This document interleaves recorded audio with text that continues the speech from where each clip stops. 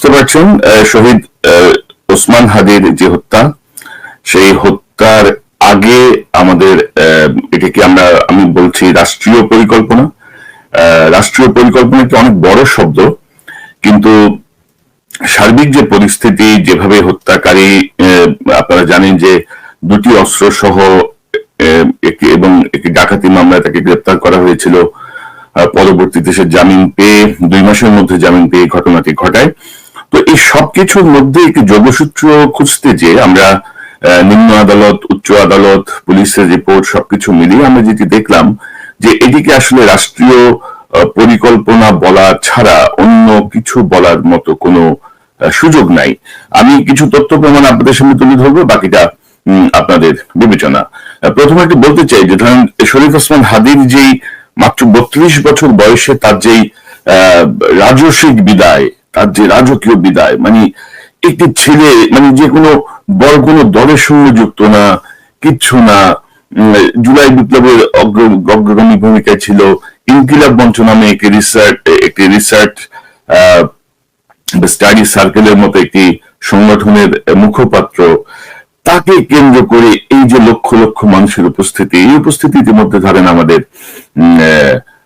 কি বলবো অহংকারী, পায়াভারী, শক্তিশালী রাজনীতিবিদদের মুখে চুনকালি দিয়ে দিয়েছে যে মানুষের ভালোবাসা পাওয়ার জন্য যে মানে বহু বড় দলের বহু বড় নেতা হতে হয় না, মানুষের ভালোবাসা যে ঐশ্বরিক এবং এটা যেভাবেই আসে, এই বিষয়টি আমি তো রাজনীতিবিদদের তাদের চেহারা দেখলাম, যাদের বক্তব্য শুনলাম, মোটামুটি এই বিষয়টি নিশ্চিত।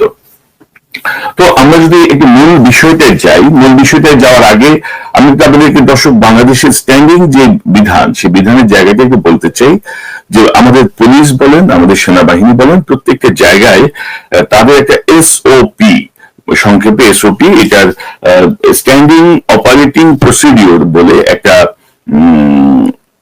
আইন আছে, একটা আইন কি একটা বিধান আছে, একটা এসওপি। অর্থাৎ এনি ইমার্জেন্সি কন্ডিশনে, ধরেন ঢাকা শহরে একটা ভয়াবহ ভূমিকম্প হলো, বা কোথাও একটা ভয়াবহ একটা বিস্ফোরণের ঘটনা ঘটলো, বা কোথাও ভয়াবহ একটা দুর্ঘটনা হলো, বা কোথাও একটা ট্রেন দুর্ঘটনা হলো, সেই মুহূর্তে আদেশের অপেক্ষায় না থেকে স্ট্যান্ডিং অপারেটিং যে প্রসিডিওর, সেই প্রসিডিওর কিন্তু প্রত্যেকের জন্য আছে। যেমন আমরা বিডিআর হত্যাকাণ্ডের সময় এই এসওপি ফলো না করার জন্য কিন্তু আমরা সেনাবাহিনীকে দায়ী করি, কারণ সেখানে ধরেন ইউনিফর্ম পরা, বুকের মধ্যে ভারী ভারী মেডেল ঝোলানো মুরব্বীরা সব বসেছিল, চিফ আদেশ দেবেন, তারপর তারা কাজ করবেন, অথচ তারা ভুলে গিয়েছিলেন তাদের একটা স্ট্যান্ডিং অপারেটিং প্রসিডিউর আছে, যেটি এসওপি। পুলিশে আছে, সকল জায়গায় আছে। তো এই ওসমান হাদিকে হত্যা করার পরে যে কথিত খুনির কথা বলা হচ্ছে ফয়সল, সেই ফয়সল পরবর্তীতে পরের দিনই বলে দেওয়া হলো যে ফয়সল গভীর রাতে সীমান্ত ক্রস করে ভারতে ঢুকে গেছে। এবং আমরা পরবর্তীতে দেখলাম যে এটি একটু অবিশ্বাস্য যে ফয়সল খুন করেছে, তার বাসায় গেছে, জামা কাপড় পরিবর্তন করছে, মোটরসাইকেলের লাইসেন্স প্লেট পরিবর্তন করছে, অস্ত্রগুলো লুকানোর জন্য, ফেলে দেওয়ার জন্য তার বাবা মায়ের কাছে দিয়েছে। তো সব মিলিয়ে দেখা গেল যে সে এই খুন করার পরে কোত্থেকে কোথায় গেছে সকল তথ্য চলে আসলো, কিন্তু সে দেশের বাইরে পালিয়ে গেল। এবং ইন্টারেস্টিংলি আমি তো বলবো যে ডক্টর ইউনূস এই হাদির হত্যা হওয়ার, হাদির উপর গুলি বর্ষণের পরপরই মানে সেদিন রাতেই 9:30-10টায় তিনি উপদেষ্টা, পুলিশ, সশস্ত্র বাহিনী, গোয়েন্দা সংস্থার সঙ্গে জরুরি বৈঠক করেছেন এবং সেখানে তিনি বলেছেন যে হাদির উপর হামলাকারীরা যেন দেশ ছাড়তে না পারে। এটি ছিল প্রধান উপদেষ্টার মানে একদম সকলকে ডেকে নিয়ে আদেশ দেয়, এবং এই বৈঠকটি হয়েছে হাদি যেদিন গুলিবিদ্ধ হয়েছেন সেই শুক্রবার রাত 9:30-10টায় এই বৈঠকটি অনুষ্ঠিত হয়। কিন্তু পরবর্তীতে আমরা জানলাম যে হাদি নাকি ওই দিনই রাত 3টার সময় বর্ডার পার হয়ে চলে গেছেন। তো এর বাইরে ধরেন পুলিশের হাতে রেড অ্যালার্ট জারির ক্ষমতা আছে, আমাদের মাঠে কিন্তু সেনাবাহিনী ম্যাজিস্ট্রেসি পাওয়া নিয়ে আছে। হাদির এই ঘটনা কিন্তু দুপুর 2:26 বা 27-এর এই ঘটনা তিনটার মধ্যে কিন্তু পুরো দেশের মধ্যে ছড়িয়ে পড়েছে, সবাই জানে, প্রত্যেকটা এজেন্সি তো বটে, প্রত্যেকটা সাধারণ মানুষ জানে, যার কাছে একটা সাধারণ মোবাইলের এক্সেস ছিল সেও জানে যে হাদি গুলিবিদ্ধ হয়েছেন। তো এরপরে যে একটা স্ট্যান্ডার্ড প্রসিডিউর আছে না, আরেকটা প্রসিডিউর যে রেড অ্যালার্ট জারি করা, প্রত্যেকটা জায়গায় ব্লক রেড দেয়া, রাস্তাঘাটে তল্লাশি চৌকি বসানো, সীমান্তে রেড অ্যালার্ট দেয়া, সীমান্তের যে জায়গাগুলো দিয়ে মানুষ পালিয়ে যায় গোপনে সেই জায়গাগুলোকে সুরক্ষিত করা, এই সব কিছু। কিন্তু দুর্ভাগ্যজনক হচ্ছে কোন ধরনের কোন এসওপিও মানা হয়নি, রেড অ্যালার্টও দেওয়া হয়নি, কিছুই হয়নি। তো এখন আমরা যদি দেখি যে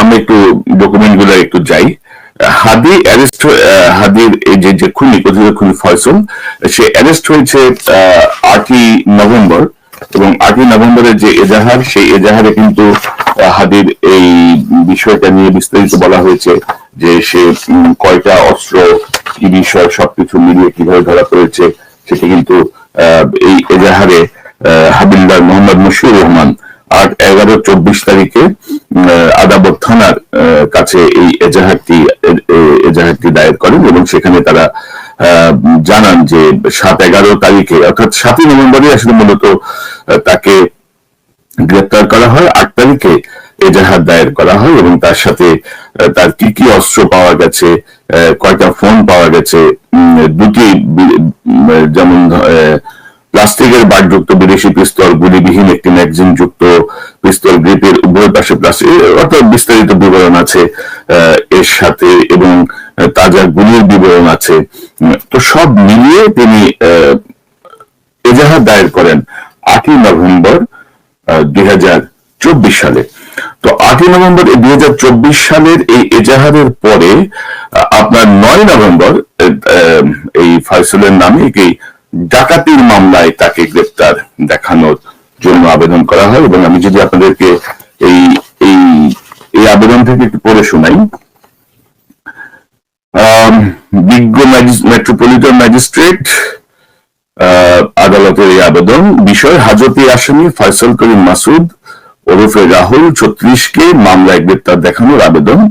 আদালত থানার মামলা নম্বর 2, তারিখ 1/11/24, অর্থাৎ 1 নভেম্বর 2024 তারিখে একটি ডাকাতির মামলা, যেটি 382 ধারা, পেনাল কোড 427, ধারা 382/427 পেনাল কোড, এবং সেখানে মোহাম্মদ হালদার এসআই নিরস্ত্র, তিনি বলছেন যে এই ফয়সল করিম মাসুদ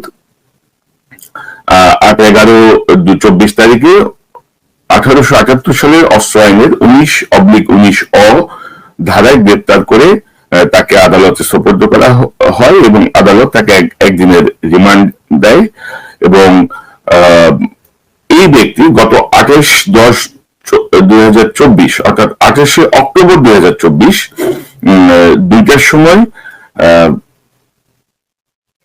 ডাকাতি করার জন্য মামলার বাদী, মানে এই মামলা, এদেরই একটি মামলা হয়েছিল ডাকাতি মামলা, সেই মামলার বাদীকে প্রাণনাশের হুমকি দিয়ে 17 লক্ষ টাকা ছিনিয়ে নেওয়ার সময় সে বাধাপ্রাপ্ত হয়, এবং 2টি মোবাইল ফোন ভাঙচুর করে 60,000 টাকার ক্ষতি সাধন করে। আসামির বিরুদ্ধে বর্ণিত মামলায় এজাহারে আনিত অভিযোগের সত্যতা সপক্ষীয় সাক্ষ্য প্রমাণ রহিয়াছে। এমত অবস্থায় হাজতে উক্ত আসামিকে সূত্র মামলায় গ্রেপ্তার দেখানো প্রয়োজন, অর্থাৎ তাকে অস্ত্র মামলার পরে এই ডাকাতি মামলা যেটি রুজু করা হয়েছিল 1 নভেম্বর, সেই মামলায় তাকে গ্রেপ্তার দেখানো হয়, গ্রেপ্তার দেখানোর আবেদন করা হয়, এবং সেই আবেদন মঞ্জুর করা হয়। তো এরপরে আমি যদি আপনাদেরকে দেখাই, একদিনের রিমান্ড, আপনি দেখেন 2টি অস্ত্র সহ ধরা পড়লো, তাকে দেওয়া হলো একদিনের রিমান্ড, এবং 2 মাস, অর্থাৎ 9 নভেম্বর থেকে 9 ডিসেম্বর, 9 ডিসেম্বর থেকে 9 জানুয়ারি, 20 জানুয়ারি সিএমএম এর তার জন্য বেল পিটিশন করা হয় সিএমএম আদালতে, এবং সিএমএম আদালতের যে বেল পিটিশন, সেখানে আমি যদি আপনাদেরকে পড়ে শোনাই, যেটি হচ্ছে ডাকাতি মামলার, এটি হচ্ছে ডাকাতি মামলার জামিন আবেদন। জামিন আবেদনে বলা হচ্ছে, হাজতে আসামির পক্ষে জামিনের আবেদন, দরখাস্তকারী আসামির পক্ষে বিনীত নিবেদন এই যে মামলার আসামি একজন সহজ সরল নির্দোষ ব্যক্তি বটে। উক্ত মামলায় আসামি সম্পূর্ণভাবে পরিস্থিতির শিকার বটে। উক্ত মামলায় আসামি গত 14/11/2024 তারিখ হতে জেল হাজতে মানবের তবরাও জীবনযাপন করতেছে। 14 তারিখ কেন বলে বুঝলাম না, সে তো 8 তারিখ থেকে অ্যারেস্ট। উল্লেখিত মামলায় আসামিকে ঘটনাস্থল হইতে গ্রেপ্তার করা হয়নি, আসামির নিকট হতে কোনো কিছু উদ্ধার করা হয়নি বটে। আসামির অবর্তমানে তার স্ত্রী, শিশুকন্যা, সন্তান ও বৃদ্ধ বাবা মা অনাহারে জীবন অতিবাহিত করিতেছেন বটে। আসামিকে জামিন দিলে পলাতক হবে না, নিয়মিত বিজ্ঞ আদালতে হাজিরা প্রদান করবে বটে। এবং এখানে আপনারা দেখবেন এই অ্যাপ্লিকেশনের বাম দিকে এই জায়গাটায় ম্যাজিস্ট্রেটের একটা নোট, ম্যাজিস্ট্রেট লিখছেন যে আসামি দীর্ঘ 2 মাসের ঊর্ধ্বকাল হাজতবাসে আছেন। আসামির নামে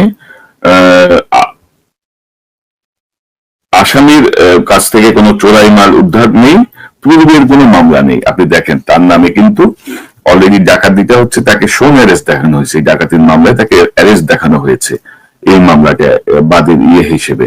কিন্তু ম্যাজিস্ট্রেট লিখছেন যে তার নামে পূর্বের কোনো মামলা নেই। এটা হচ্ছে এই পাশের F1 এর নিচের অংশটুকু হচ্ছে ম্যাজিস্ট্রেটের নোট।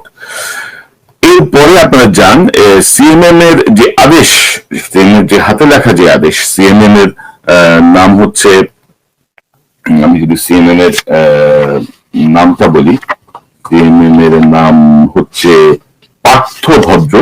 এই পার্থ ভদ্র সাহেব মেট্রোপলিটন ম্যাজিস্ট্রেট, তিনি লিখছেন তার নোটশিটে 20/1/2025 তারিখে, অর্থাৎ এই জামিন আবেদনের পরে তিনি এই নোটশিটে লিখছেন যে আবেদন মতে নথি উপস্থাপন করা হলো বিজ্ঞ কৌশলী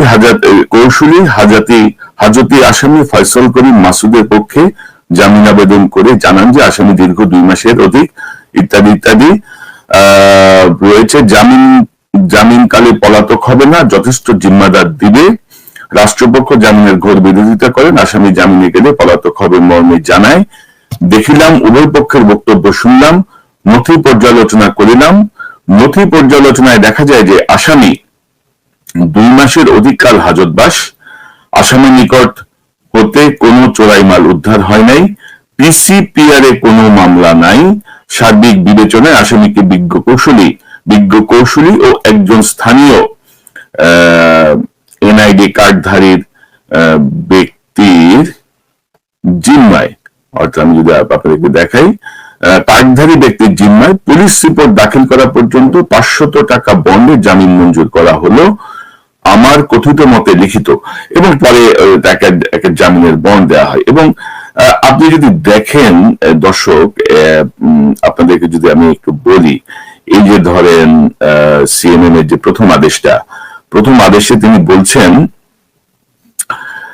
যে নথি পর্যালোচনা করিলাম। এই যে নথি পর্যালোচনা করলে কিন্তু তার কাছে চলে আসার কথা যে এই ব্যক্তির নামে 2টি অস্ত্র সহ একটি মামলা আছে, কিন্তু তিনি সেখানে লিখছেন যে নথি পর্যালোচনা করিলাম, তাহার নামে অন্য কোনো মামলা নেই। অর্থাৎ পিসি এবং পিআর, পিসি হচ্ছে পুলিশ ক্লিয়ারেন্স এবং পিআর হচ্ছে পুলিশ রেকর্ড, তার নামে অন্য কোনো মামলা নাই। তো এই যে পার্থ ভদ্র মেট্রোপলিটন ম্যাজিস্ট্রেট যিনি জামিন দিলেন, এই ম্যাজিস্ট্রেটের সব মামলাতে জামিন দেওয়ার এখতিয়ার আছে, এটা হচ্ছে সকল বিচারকের ইনহেরেন্ট পাওয়ার। বিচারক যদি মনে করেন জামিন দিতে পারেন, নাও দিতে পারেন। সচরাচর এই জাতীয় ক্ষেত্রে কোনো জামিন হয় না যদি উপরের দিক থেকে কোনো নির্দেশ না আসে। এবং উপরের দিক থেকে নির্দেশ আসার কারণ তার নামে যে অস্ত্র মামলা হয়েছে, 2টি অস্ত্র সহ যে তাকে গ্রেপ্তার করা হয়েছে, সে যে একদিনের রিমান্ডে ছিল, সকল ধরনের কাগজ কিন্তু ওই মামলার নথির মধ্যে থাকার কথা। এখন মেট্রোপলিটন ম্যাজিস্ট্রেট যদি নথি পর্যালোচনা করিয়া দেখিয়া যদি কিছুই নাহি পাইয়া থাকেন, তাহলে ইহা উপরের কোন নির্দেশের কারণে তিনি এগুলা আসলে দেখতে পারেন নাই। এই বিষয়টি আশা করি আপনাদের কাছে স্পষ্ট হবে। এবং এরপরে ধরেন হাইকোর্টের আদেশ, হাইকোর্ট তাকে 6 মাসের অন্তর্বর্তীকালীন জামিন দিয়েছে। ইতিমধ্যে বিষয়টি ব্যাপক আলোচিত এবং এখানে বিএনপি পন্থী একজন আইনজীবী কায়সার কামাল দুজন আইনজীবী কায়সার কামাল, তাকে এখানে আসলে অনেকটা অভিযুক্ত করা হচ্ছে যে তিনি কেন এই মামলার আইনজীবী হলেন। এখানে সরকার পক্ষে যারা ডিএজি অর্থাৎ ডেপুটি অ্যাটর্নি জেনারেল অর্থাৎ সরকারের পক্ষে যারা কথা বলেন, সরকারের পক্ষে যারা এগুলো বিরোধিতা করেন, এর মধ্যে ছিলেন Zulfikar Alam Shimul DAG, Alamgir Hossain AAG assistant attorney general, Shamsil Arefin AAG এবং প্রজাল চাকমা এএজি, অর্থাৎ একজন ডিএজি সহ 3 জন এডিশনাল অ্যাটর্নি জেনারেল এই মামলায় সরকার পক্ষে বিরোধিতা করেন এবং আসামি পক্ষে ছিলেন অ্যাডভোকেট কায়সার কামাল এবং মাহফুজুর রহমান। তো এগুলো নিয়ে আসলে ধরেন নানা ধরনের গুটি চালাচালি হচ্ছে। এখন ধরেন ইন্টারন্যাশনাল যে প্রসিডিওর, সেই প্রসিডিওরে একজন আইনজীবী, একজন চিকিৎসক, একজন সাংবাদিক, অর্থাৎ আমি এর সঙ্গে কথা বলবো না, আমি এই রোগী দেখবো না, আমি আসামির মামলা নিব না, এগুলো আসলে অ্যাভয়েড করা যায় না। এগুলো হচ্ছে যে ধরনের যে শপথ থাকে সেই শপথের অন্তর্ভুক্ত, কিন্তু বৃহত্তর আসপেক্টে আমরা সেটিকে হয়তো গ্রহণ করতে চাই না। কারণ লয়ার যদি জানে যে, এবং আরেকটি উল্লেখযোগ্য বিষয় আপনি যদি দেখেন যে কোথাও সে যে ছাত্রলীগের একটা কেন্দ্রীয় পদধারী নেতা, এই কথা কিন্তু কোথাও উল্লেখ নাই, না অস্ত্র মামলার এজাহারে, না ডাকাতি মামলার এজাহারে, না জামিনের আবেদনে, কোথাও কিন্তু উল্লেখ নাই। এটি অত্যন্ত কৌশলে পুলিশের পক্ষ থেকে এই বিষয়টি কিন্তু গোপন রেখে আবেদন করা হয়েছে। কারণ যদি এই কথা লেখা হয়, আমার মনে হয় যে ম্যাজিস্ট্রেটের কে যত উপরের থেকে বলা হোক, ম্যাজিস্ট্রেট জামিন দেওয়ার আগে একটু চিন্তা অবশ্যই করবেন। তো ম্যাজিস্ট্রেট এখানে এই যে 8 তারিখের যে অস্ত্র মামলা, সেই অস্ত্র মামলায় তাকে জামিন দিয়ে দেন, 6 মাসের অন্তর্বর্তীকালীন জামিন দিয়ে দেন।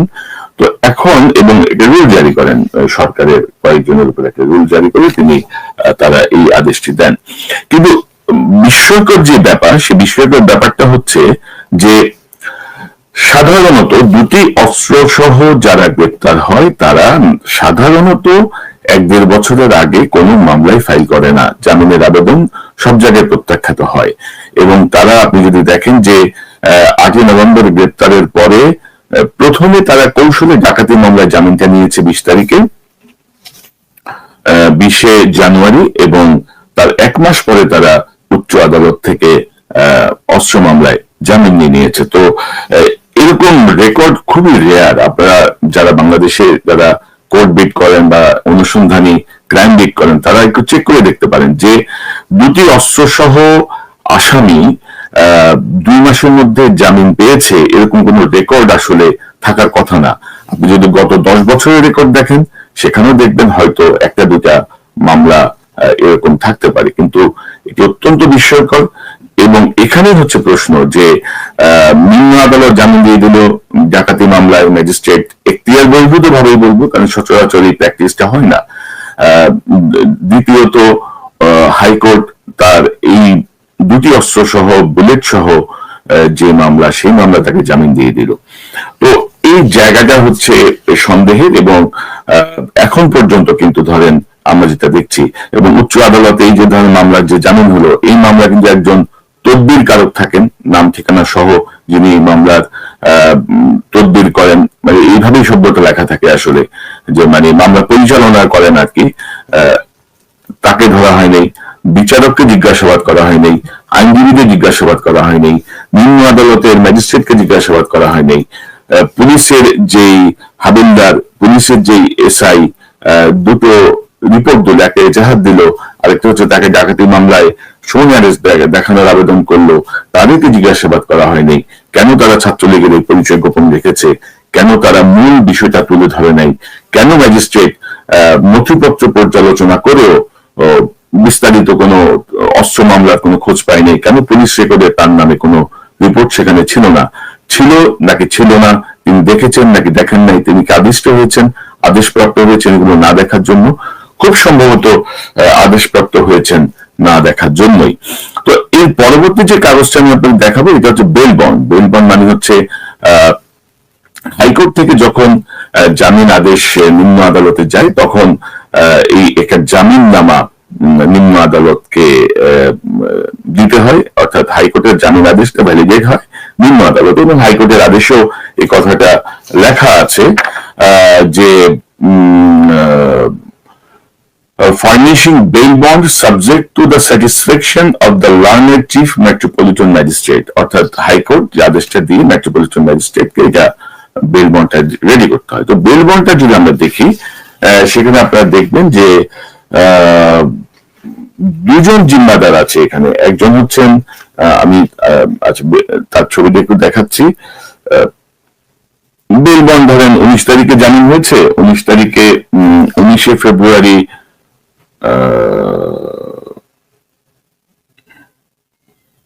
এই জামিনটা হচ্ছে তার ডাকাতি মামলার জামিন, আদালত থানার যে মামলা সেই মামলার জামিন, সেই মামলার জামিননামা এবং ডাকাতি মামলার জামিননামা, এবং হাইকোর্টের এই আদেশের পরবর্তীতে জামিননামা দিয়ে তাকে অনেকটা গোপনে, অত্যন্ত দ্রুততার সাথে গোপনে বের করে দেওয়া হয়। এবং এই জামিননামায় আমরা যেটা দেখছি যে এই ভদ্রলোক আইনজীবী, এই ভদ্রলোক তার জামিনে আছেন, জামিন জিম্মাদার আহমেদ আলী, এবং আরেকজন জিম্মাদার আছেন তার, এখানে তার নাম হচ্ছে, আমি যদি দেখাই যে মোহাম্মদ পারভেজ সর্দার, পিতা আবু কালাম, সালাম সর্দার রোড, থানা কামালেচর, ঢাকা। তো এদের কাউকে কি পর্যন্ত জিজ্ঞাসাবাদ করা হয়েছে? আমি তো এই জাতীয় কোনো তথ্য এখন পর্যন্ত পাইনি। এবং আপনি যদি দেখেন আমাদের আইন উপদেষ্টা, যার দিকে আসলে সন্দেহের দিকটা অনেক বেশি এবং তাকে নিয়ে অনেক কথা বলা হচ্ছে, আসলে আসিফ নজরুল ব্যাপারে আমার ব্যক্তিগত কোনো ক্ষোভ নেই, কিন্তু আইন উপদেষ্টা যখন আইন বহির্ভূত কাজ করেন, আইন উপদেষ্টা যখন দেশের স্বার্থ বাদ দিয়ে অন্য দেশের স্বার্থে তার কিছু কাজের বিষয়টি সামনে চলে আসে, তখন তাকে ক্ষমা করার কোনো সুযোগ নাই, তাকে ছাড় দেওয়ার কোনো সুযোগ নাই। এবং আসিফ নজরুল আবার 14ই ডিসেম্বর এক স্ট্যাটাস দিয়েছেন তার ফেসবুকে, আমি যদি আপনাদের একটু পড়ে শোনাই। ওসমান হাদির উপর গুলিবর্ষণের অভিযোগ যার বিরুদ্ধে সে ফয়সল করিম মাসুদকে র্যাব গ্রেপ্তার করেছিল গত বছর, এরপর জামিন হয়েছে হাইকোর্ট থেকে। হাইকোর্ট বিচারিক কাজের স্বাধীন একটি প্রতিষ্ঠান, হাইকোর্টের উপরে আইন মন্ত্রণালয়ের কোনো নিয়ন্ত্রণ পৃথিবীর কোনো দেশে থাকে না, বাংলাদেশেও নেই। সেখানে মাসুদের জামিন হওয়ার সাথে সাথে আইন মন্ত্রণালয়ের কোনো সম্পর্ক ছিল না। ফয়সল করিম মাসুদ গত বছর জামিন পেয়েছিল অস্ত্র মামলায়। হাইকোর্টে অস্ত্র মামলায় জামিন সহজে হওয়ার কথা নয়, এটি তখনই হতে পারে যখন প্রভাবশালী আইনজীবীরা এসব মামলায় জামিন দেওয়ার পক্ষে অবস্থান নেন। এই আইনজীবীরা অধিকাংশই বড় বড় রাজনৈতিক দলগুলোর নেতা। অভিযোগ রয়েছে তাদের প্রভাবে এসব জামিন হওয়া সহজতর হয়। হাইকোর্ট ঐতিহাসিকভাবে জামিনের বিষয়ে উদার থাকেন, তবে কখনো কখনো এই উদারতায় বিচারিক বিবেচনা কতটা হয়েছিল তা আমি কয়েক মাস আগে প্রশ্ন তুলেছিলাম। এই জন্য এক শ্রেণীর আইনজীবীদের পক্ষ থেকে আমার পদত্যাগ পর্যন্ত দাবি করা হয়েছিল। আশ্চর্য বিষয় হচ্ছে কেউ কেউ এসব মামলায় জামিনের জন্য উল্টো আমাকে বা আইন মন্ত্রণালয়কে দায়ী করে প্রকৃত সত্যকে আড়াল করে রাখে। এসব প্রশ্নবিদ্ধ জামিনের সাথে আসলেই যারা জড়িত তাদের জবাবদিহিতার বাইরে থেকে যান, নির্বিঘ্নে তাদের কাজ চালিয়ে যান। হাদির উপর আক্রমণকারীর জামিন হওয়ার পেছনে তাই এসব অবিবেচকদেরও দায় রয়েছে।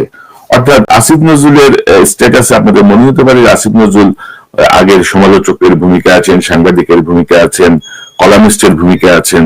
তিনি লিখছেন যে ইহা ঠিক হচ্ছে না, ইহা অবিবেচক কাজ, এটা এই জাতীয় ধরেন জ্ঞানগর্ভ কথা তিনি বলছেন। অথচ গত 16 বছরে হাসিনার দ্বারা আমাদের উচ্চ আদালত, আমাদের নিম্ন আদালতের যে ক্ষতিগ্রস্ততা, আমাদের যে খেয়াল খুশি মতো বিচারটাকে যে পকেটে ঢুকিয়ে ফেলা হয়েছিল, বিচারটাকে যে ইচ্ছা মতো ভাবে ব্যবহার করা হয়েছিল, সেই জায়গাটা ঠিক করার দায়িত্ব ছিল আসিফ নজরুলদের। এখনো হাসিনা আমলের নিয়োগ পাওয়া 62 জন বিচারক হাইকোর্টে বহাল তবিয়তে বসে আছেন, এবং কিছু অতি নিম্ন শ্রেণীর বিচারক, মানে জানোয়ার প্রকৃতির বিচারক, যারা হাসিনার পাছাটা কুকুর, তাদেরকে সরাতেও এই আইন মন্ত্রণালয়ের, এই প্রশাসনের 6-7 মাস সময় লেগেছে, এবং এটা আপনারা সবাই ইতিমধ্যে জানেন। এবং তাদেরকে খুব বিনয়ের সাথে তাদেরকে উচ্চ আদালত থেকে সরানো হয়েছে। আমি আপনাদেরকে আরেকটা সংবাদ দেখাতে চাই। এই যে আসিফ নজরুল ধরনের এত বড় বড় কথা বলছে, আমি যদি আপনাদেরকে একটু দেখাই যে এটি হচ্ছে সংবাদপত্রের বিপুল সংখ্যক জামিন দেওয়ার হাইকোর্টের 3 বিচারপতির কাছে ব্যাখ্যা তলব, এটি হচ্ছে 28 অক্টোবর 2025। এবং এখানে বলা হচ্ছে প্রধান বিচারপতি সৈয়দ রেফাত আহমেদ হাইকোর্টের 3 বিচারপতির নামে কারণ দর্শানোর নোটিশ জারি করেছেন। এই 3 বিচারপতি হলেন